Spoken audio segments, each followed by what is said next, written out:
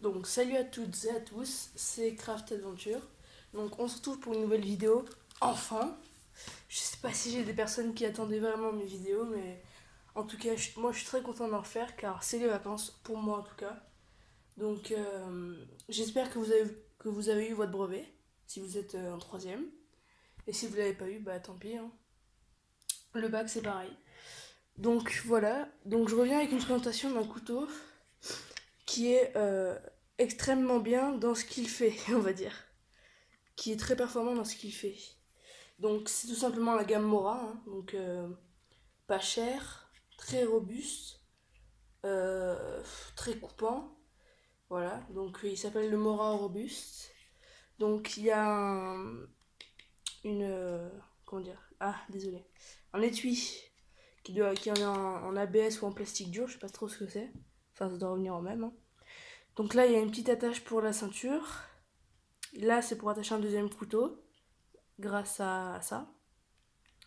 Donc voilà, donc comme ça, si vous avez un couteau scie et un couteau comme ça, voilà, c'est bien, vous pouvez accrocher les deux.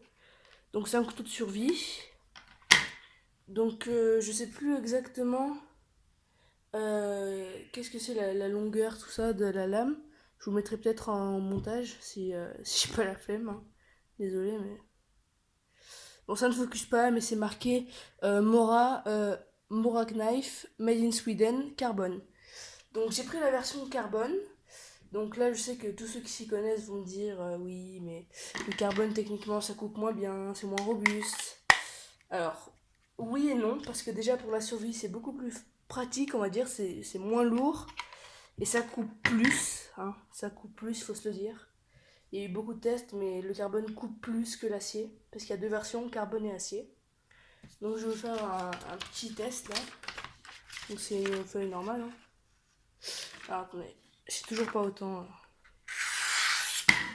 Voilà, donc comme vous pouvez voir, excusez-moi, comme vous pouvez voir, il n'y a aucune difficulté.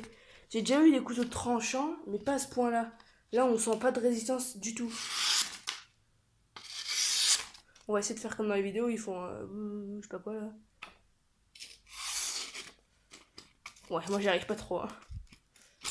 Bon, voilà, ça fait un petit peu ondulé.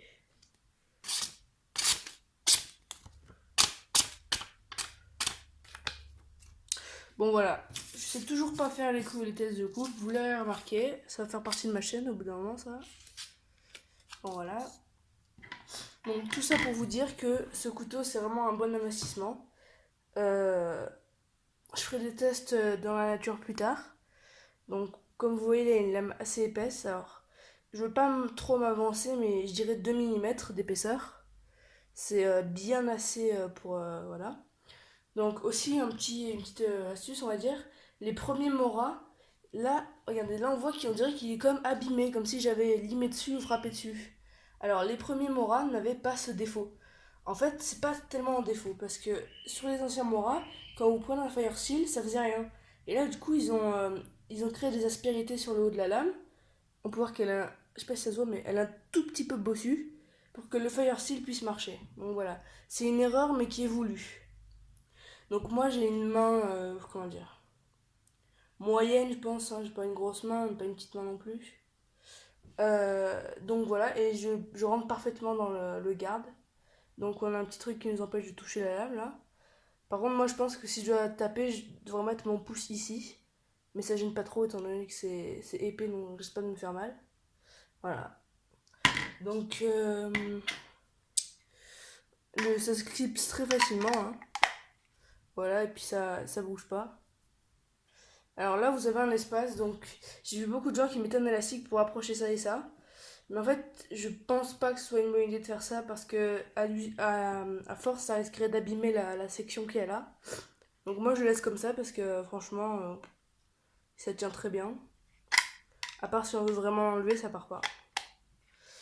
Donc voilà, c'était tout pour la vidéo de la présentation du Mora Robuste version 2, j'ai oublié de préciser. Donc voilà, donc je vous retrouverai très prochainement pour des vidéos de pêche et de présentation de matériel de pêche. Voilà. Donc je vous dis à plus et portez-vous bien.